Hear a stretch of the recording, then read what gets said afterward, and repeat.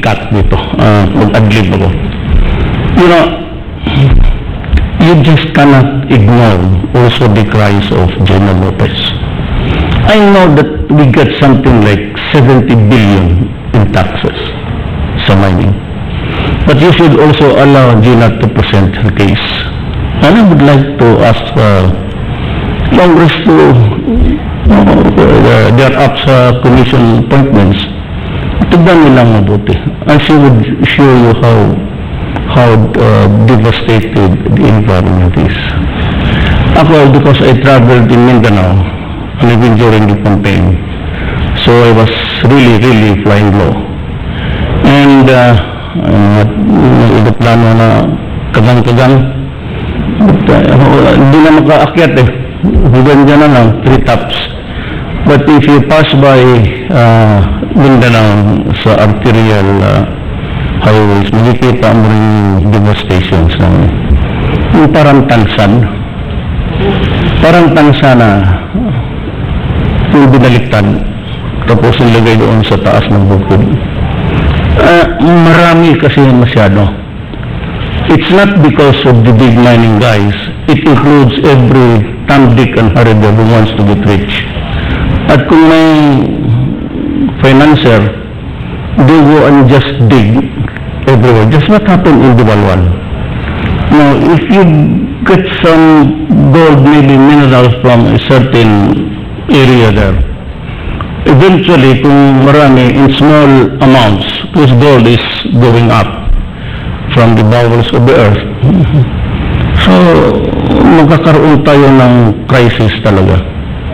We have to, I think, come up with a code or a set of whatever protocol of how to go about controlling mining. It's not because we do not want people to earn. Sabi nga nila sa mga, let me address myself to, yung sa Pilipino lang, wag na yung mga foreign corporations, wala pakialam kung saan tayo pupunta. This is the average Filipino. If you listen to Gina present her case, this is not a brief for her. But you have to concede something also to the girl. Dahil lang nagtatrabaho, and she has pointed out the so many factors that would eventually affect the environment of Mindanao. We cannot be allowing diggings forever in the every nook and corner of the mountain ranges. It would spell disaster. Wala akong ano sa mining. Maybe if you follow the Australian or the Canadian protocols of how to extract, open pit kasi lahat eh. And so there's so many water basins there. And it gets into the soil.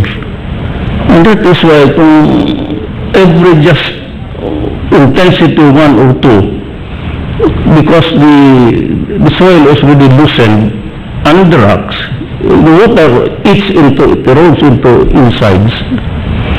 Talagang mag-landslide. Ang landslide pati yung baha. Now, I want my country to earn. So I'm not saying that I am against mining per se. That I'm against big mining. Far from that, actually. I know that we need the dollars. But somehow we have to look at the other way and in a different perspective. But tignan ninyo, she has a good case, Gina.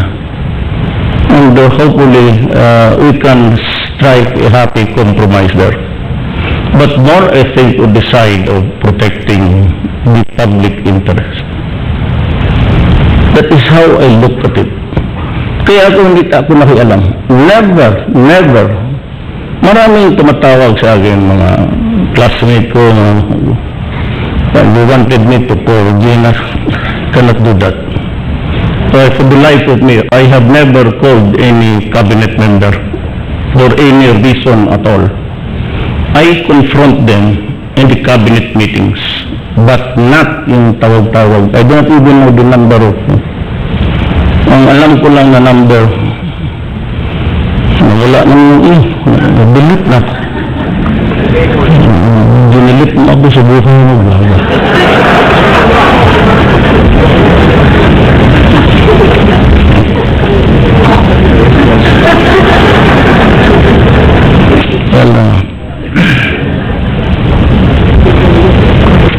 We are a distraction. Biro lang yan. Kaya nga sabi ko, I'm not into zinc because I've been listening to the numbers rattled off by the Minister of Commerce, and it makes me happy.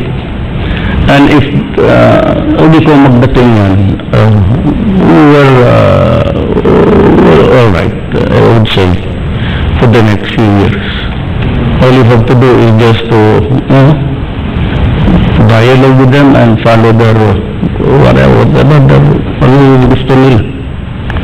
But let me just also tell you that frankly, I have told the Chinese point blank that there will be a time, ano dyan si Sir Ben, nandito, sa lahat ng cabinet member, nagsishare ako kay Sir Ben.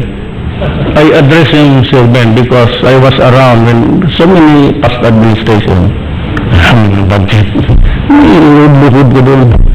So I get to say, Sir, nasanay na ako. Now that he works for me, ako ang si-share sa kanya.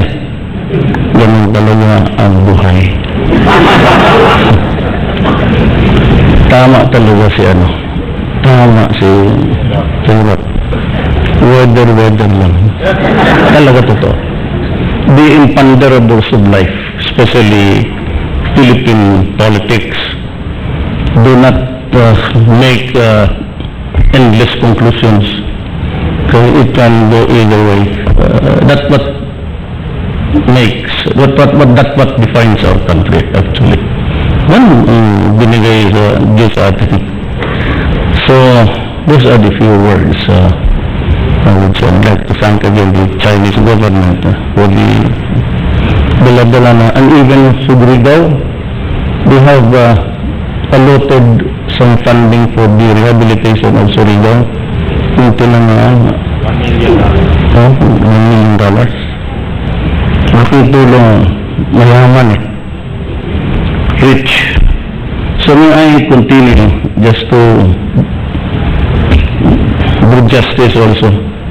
This is all about agriculture. These steps are crucial in building the foundation of sustainable coastal